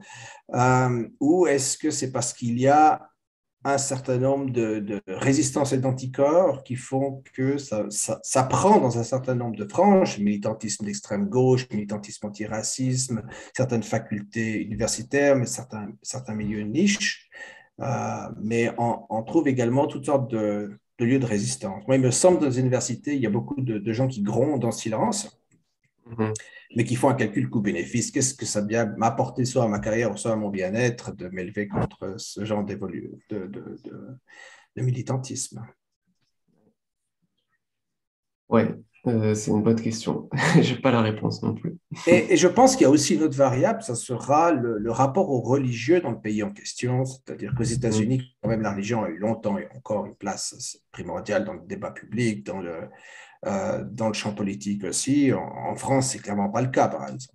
Mhm. Ouais. C'est sûr. Euh, je, Certaines personnes ont commencé à se demander si, en fait, puisque ça fait une vingtaine d'années qu'on constate une baisse du nombre d'adhérents religieux aux États-Unis, et certaines personnes se demandent si, dans une certaine mesure, cette baisse se fait au profit du wokisme, entre guillemets. Euh, est-ce qu'il y aurait une sorte de... C'est-à-dire les jeunes personnes qui ne se disent plus, par exemple, protestants, euh, comme leurs parents, est-ce qu'ils ont troqué cette foi-là contre une foi militante intersectionnelle? Euh, Oui, oui, oui, je pense qu'il y a une partie de cette énergie qui est retransmise. Alors, justement, Tara Burton, son essai de Strange Rights, essaye de démêler démographiquement la chose, d'essayer de montrer qu'il y a la nature ayant horreur du vide, il y a un réinvestissement dans un certain nombre de militantismes qui, qui, a, qui ont un rapport quasiment spirituel à mhm, l'identité des membres et, et qui expliquerait qu'une partie de la population, c'est-à-dire la population qui est ouverte à certaines idées métaphysiques, à une certaine spiritualité, mais qui rejette l'ordre institutionnel des églises, serait surreprésentée parmi les activistes du wokisme. Mais moi, je n'ai pas été vérifier les recherches qu'elle mhm, cite. Ça me paraît tout à fait plausible comme hypothèse. Euh, mhm, Parce que il est assez rare dans ces milieux-là de trouver, disons, quelqu'un qui est parfaitement cohérent dans une position philosophiquement athée. C'est plutôt un mélange de préférences, de rejet de l'ordre institutionnel et la mhm, réinvestissement de ses convictions, de cette énergie, de cette volonté en fait de trouver sens et direction au sein d'un type de militantisme qui le permet. Alors typiquement, je crois que c'était l'une des hypothèses que Raymond Boudon avait prononcées quand il s'était demandé pourquoi les intellectuels détestent-ils le libéralisme, c'est que le libéralisme est incapable d'offrir un grand récit et une grande utopie. ouais, Contrairement à certaines formes du marxisme-léninisme ou du socialisme, c'est-à-dire qu'il y a toujours cet horizon d'attente qui est l'utopie. Et on mhm, retrouve cette dynamique dans la social justice. Il y a un horizon ah d'attente qui oui, est une société parfaitement équitable où en fait, tous les vices humains ont pu être chassés grâce à un large interventionnisme étatique. Alors, il y a certains pays qui y sont essayés, qui ont eu le destin qu'on leur connaît. On espère qu'on pourra échapper à ce type d'ingénierie sociale. mhm. Je cite la phrase dans laquelle, enfin les phrases, ou la phrase dans laquelle tu transcris cette hypothèse de, en fait, de mobilisation des énergies similaire aux énergies religieuses par ces récits-là, parce que c'est une belle phrase, je trouve. Donc, la propriété centripète, donc là je cite, la propriété centripète du récit de la justice sociale, décrivant la société comme un système oppressif et réactionnaire qui freine la réalisation de notre vraie nature, canalise la spiritualité individualiste et bricolée du segment de la population qui s'identifie comme spirituel mais non religieux, et la modèle dans un plâtre résolument politique. Voilà, c'est une belle manière de décrire ça, j'ai trouvé. Ouais, ouais. C'est ce qu'on dit, enfin, pas ce que tu viens de dire, hein, mais je pense que euh, c'est intéressant de voir que, enfin, je trouve qu'il y a, il y a eu plein depuis au moins les Lumières, la Révolution française, il y a eu souvent des intellectuels réactionnaires qui disaient que chasser la religion, elle reviendra sous d'autres formes. Euh, il y a même des intellectuels au XXe siècle qui sont allés jusqu'à dire que le communisme et le nazisme sont en fait des conséquences directes de la sécularisation. Il y a des énergies qui ne sont pas canalisées par les religions organisées. C'est des idées qui sont assez vieilles, qui étaient souvent justement en fait mobilisées par des gens qui voulaient défendre la religion et critiquer la modernité.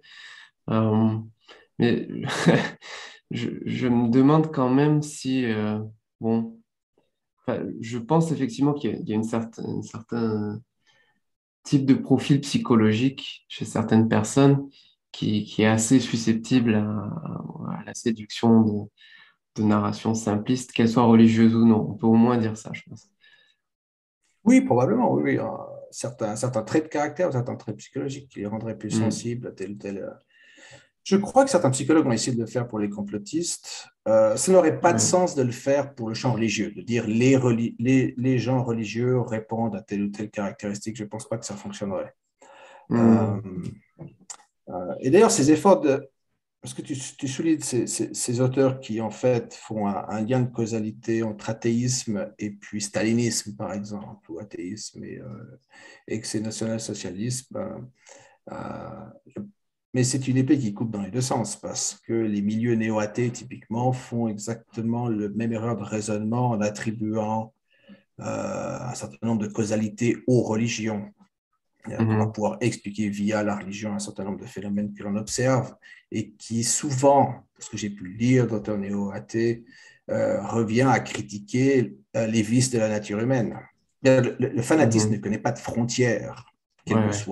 quelles que soient ses préférences philosophiques ou ses choix. Ouais.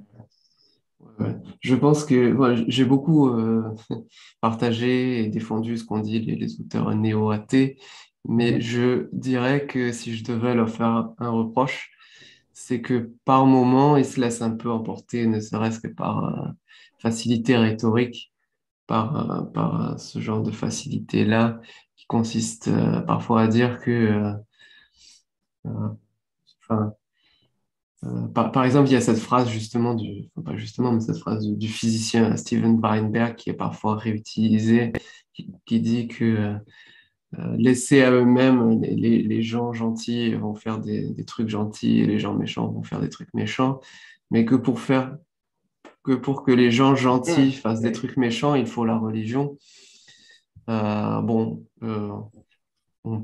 C'est pas très c'est, convaincant ouais, ouais. enfin, disons que ça peut être la religion, mais ça peut être d'autres narrations simplistes, mobilisantes. Euh, c'est facile de trouver des exemples, on en a cité. Donc oui, c'est vrai que par moment, il s'emballe un peu sur ce point-là. Ça, je reconnais.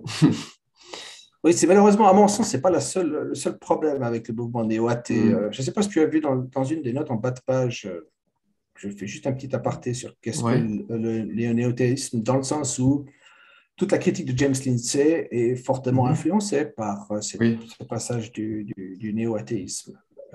Parce Ouais. qu'il est parfois décrit.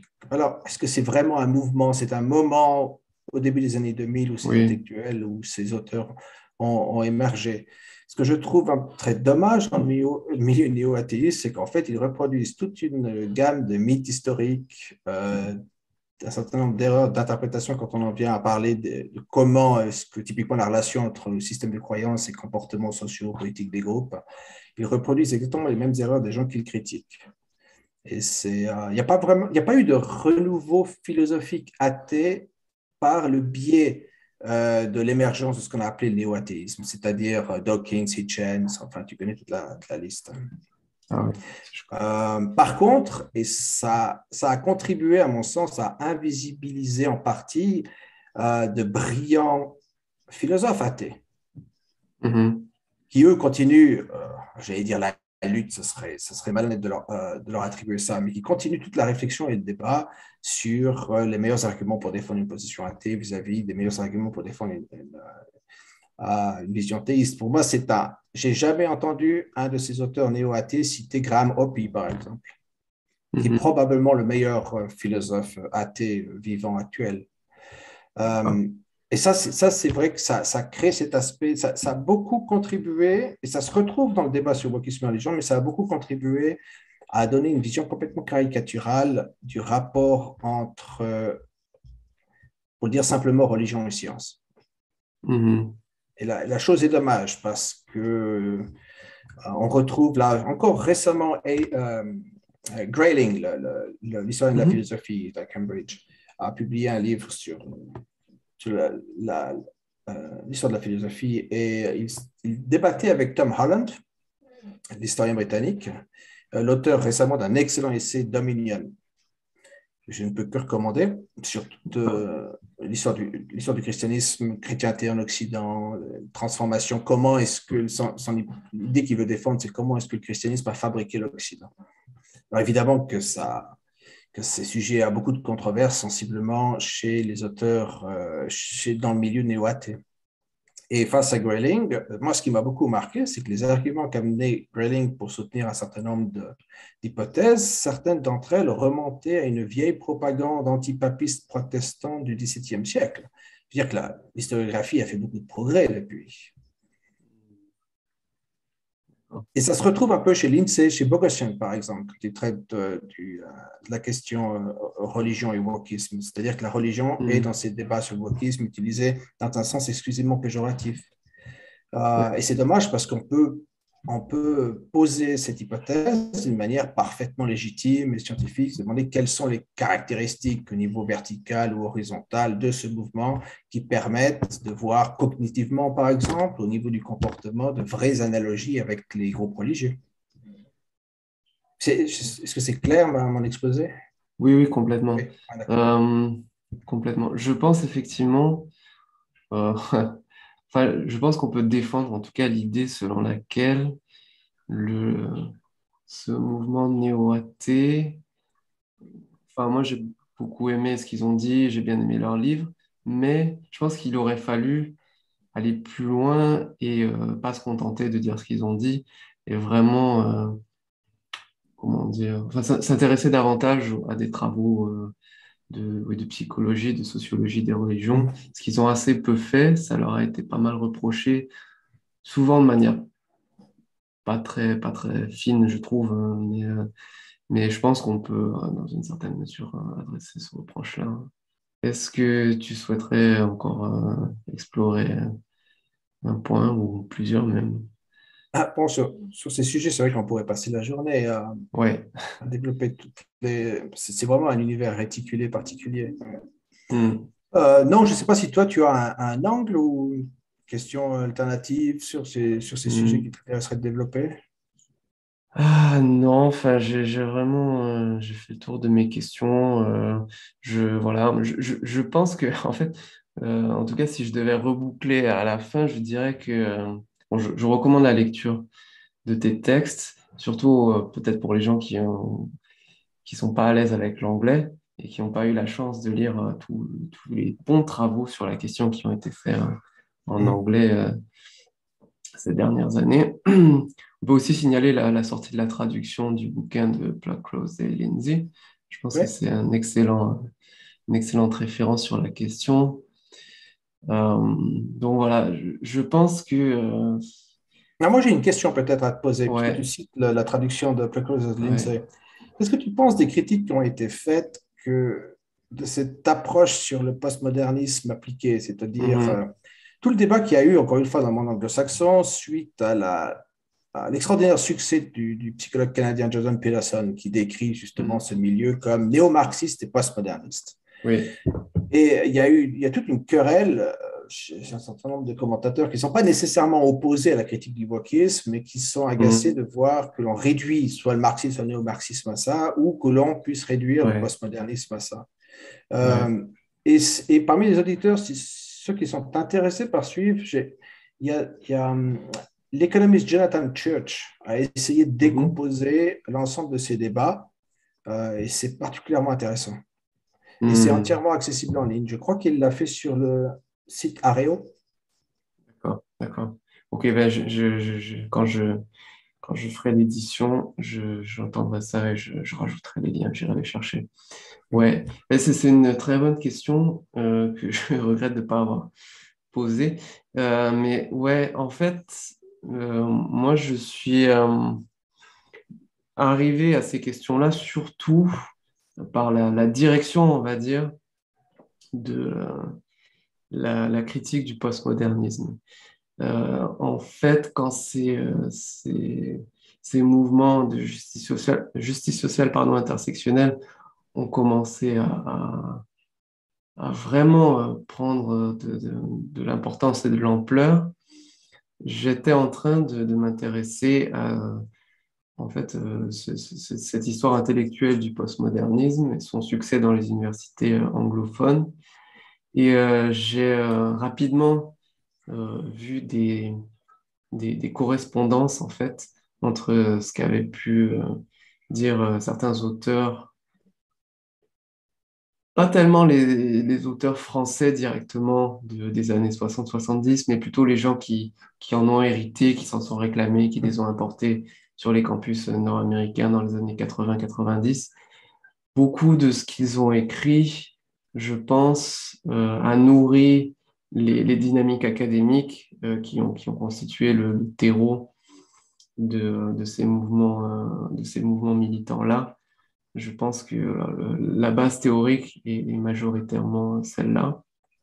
Euh, ce qui a été d'abord une sorte de critique de la science comme étant un produit de l'hégémonie masculine blanche occidentale, euh, ça a énormément nourri tout ça. Et ça se basait sur des lectures sans doute un peu simplistes hein, du postmodernisme français. Je pense qu'on peut, on peut aisément dire que les post-structuralistes français étaient un peu plus... enfin, déjà, ne disaient pas tout à fait ça et le disaient sans doute de manière un peu plus subtile. Euh, mais à mon avis, enfin, moi en tout cas, j'ai la direction, ouais, la direction d'origine vers ces débats-là était surtout celle-ci. Donc c'est surtout sur ça que je me suis penché et je pense que effectivement il y a eu une sorte enfin, j'adhère quand même bien à cette idée qu'il y a eu une sorte de tournant appliqué du postmodernisme qui, comme je disais un peu tout à l'heure, de quelque chose de difficile à saisir, qui produit des textes, enfin, Mhm. au sein duquel les auteurs produisent des textes abstrus. Euh, et il y a eu une transition vers quelque chose de beaucoup plus explicitement militant, même si en fait c'était toujours très militant sous le jargon. Mais c'est devenu beaucoup plus explicite, beaucoup plus opératoire, hein. Donc je pense que c'est quand même une facette majeure du phénomène. Et puis, l'étiquette néo-marxiste, je pense que là, il y a moins de continuité historico-intellectuelle. Euh, je- à ma connaissance, même si on peut dire que, en un sens, la dichotomie, entre guillemets, oppresseur-opprimé, pour calquer un langage contemporain sur les grilles de lecture marxistes, cette dichotomie-là, déclinée selon un certain nombre d'axes qui sont censés s'intersecter, on peut voir quand même une lecture marxiste multidimensionnalisée des dynamiques humaines dans les grilles de lecture intersectionnelles. Mais je pense il y a moins eu une sorte de continuité dans les milieux académiques, de gens qui se réclamaient vraiment du marxisme, plus peut-être du côté des théories critiques de la race, mais quand même beaucoup moins dans le reste de ces champs-là, des studies, qui étaient plus, à mon avis, imbibés d'une certaine version pop du postmodernisme que du marxisme à proprement parler. Donc, ouais, c'est ma perception des choses. Non, je Et suis assez toi, d'accord. Ouais. ouais, d'accord. Moi, ce qui m'a. J'ai lu donc le livre de Single Theories de Pluckers et Lindsay. Alors, c'est très utile, surtout si on n'a pas le courage de Ouais, lire la littérature première, parce que c'est vrai que en fait, c'est illisible. Mais souvent, euh, ce que j'aurais voulu trouver, c'est une approche plus sociologique. C'est exactement oui, comment ça a fonctionné, comment le ouais, phénomène ouais, institutionnel, parce qu'on ne peut pas expliquer le succès ou l'échec d'un système de pensée simplement en regardant sa consistance interne. De ouais, la même ouais. façon, on ne peut pas expliquer le succès d'un mouvement comme ça simplement en comptant le nombre de membres. Donc, Hmm, il y a d'autres facteurs qui rentrent en compte pour expliquer pourquoi il y a eu cette explosion, bien sûr, aux années 2010, mais pourquoi ça a fonctionné. Quel était l'écosystème ou le terreau fertile qui a permis à ces théories de se développer et d'être mhm, adoptées pour toutes sortes de raisons, signalement de statut, conviction, volonté de rentrer dans une nouvelle grande croisade des droits humains. Et mhm, ça, parce que le postmodernisme, encore une fois, ne dit rien. Qu'est-ce qui fait que les acteurs vont le choisir comme un répertoire utile à l'intérieur mhm. même des universités ou dans le militantisme pour servir le militantisme. Mais le postmodernisme ne va pas expliquer pourquoi Ouais, la tout à fait, mobilisation a lieu. Ouais. tout à fait.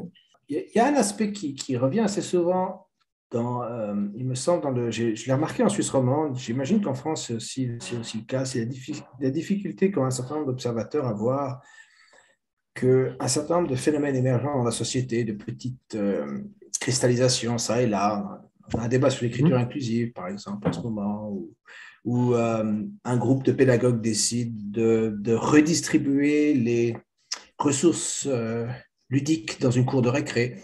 On veut faire des panneaux non genrés à Genève, où on investit pour créer une idée de zone où l'hétéronormativité ne s'applique pas. Et une chose qui m'a marqué, c'est que les journalistes ont tendance à voir ça comme autant de phénomènes indépendants qui émergent un peu comme des bulles de savon mhm. dans une bassine, sans voir l'archipel.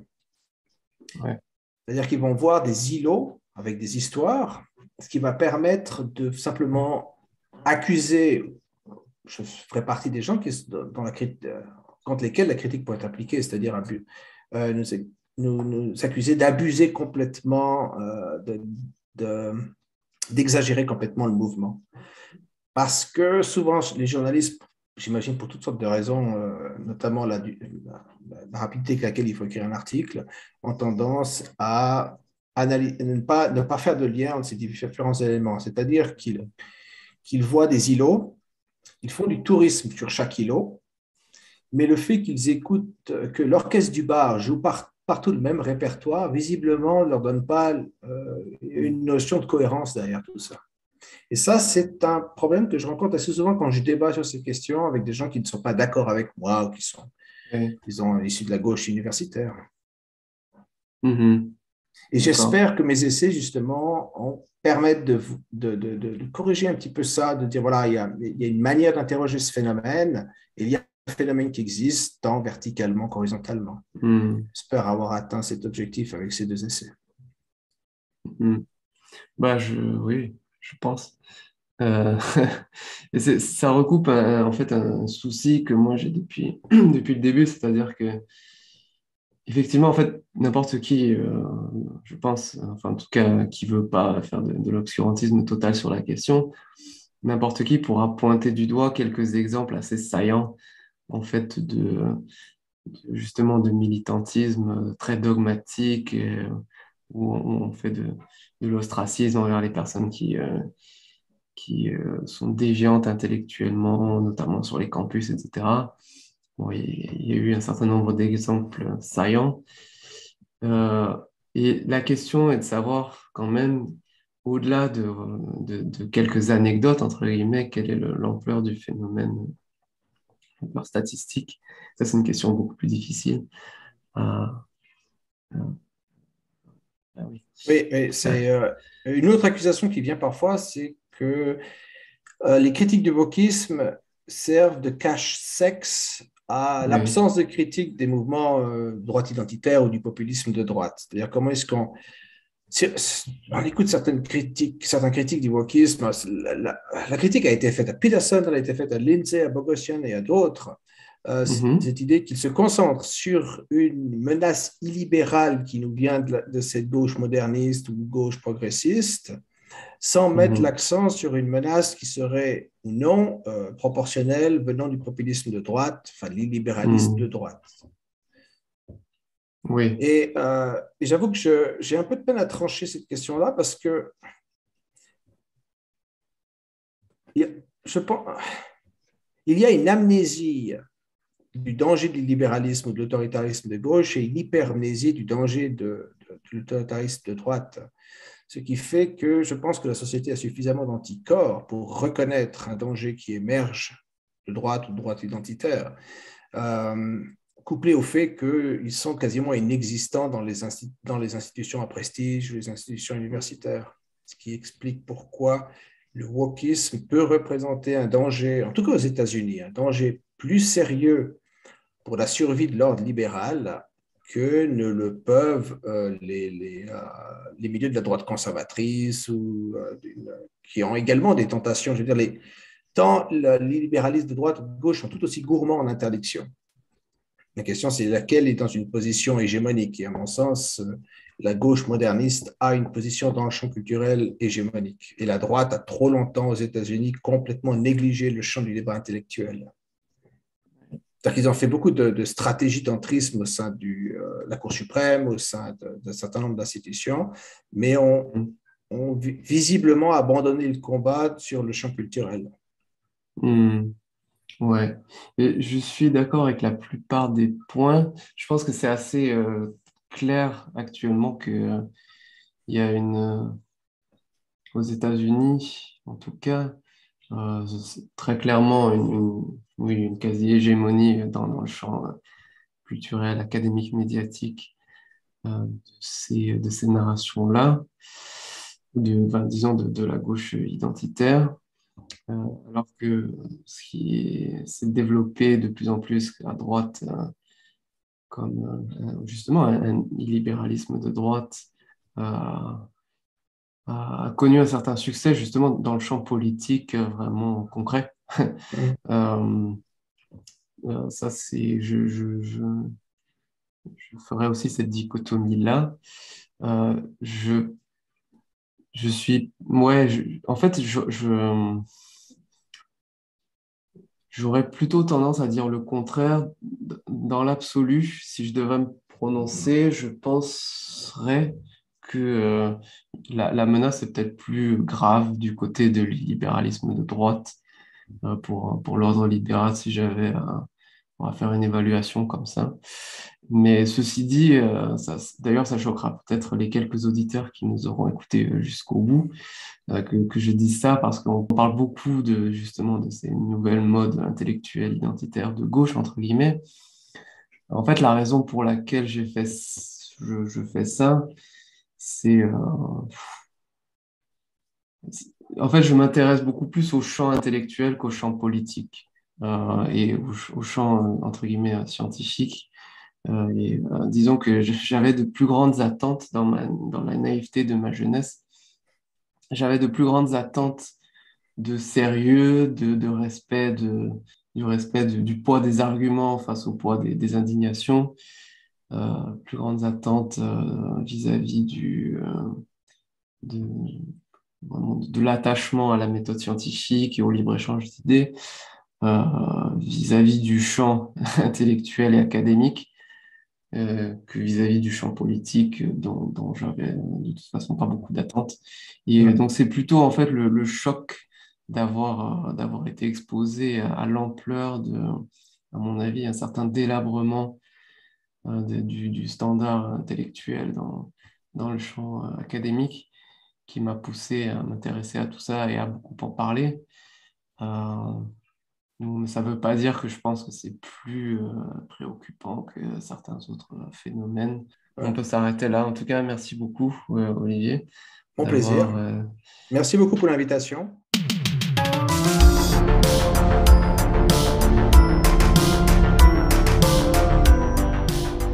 Merci d'avoir écouté Liberté Académique.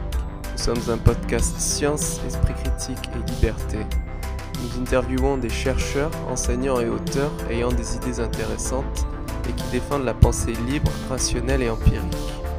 Nous luttons à notre niveau contre un certain anti-intellectualisme d'une partie de la classe intellectuelle. Nos interviews se font en français ou en anglais. Vous pouvez retrouver tous les épisodes de Liberté Académique sur YouTube et sur SoundCloud, ainsi que sur les principales plateformes de podcasting comme iTunes, Stitcher et plusieurs autres encore. Liberté Académique est également présent sur Twitter @acadfreedom et sur Facebook.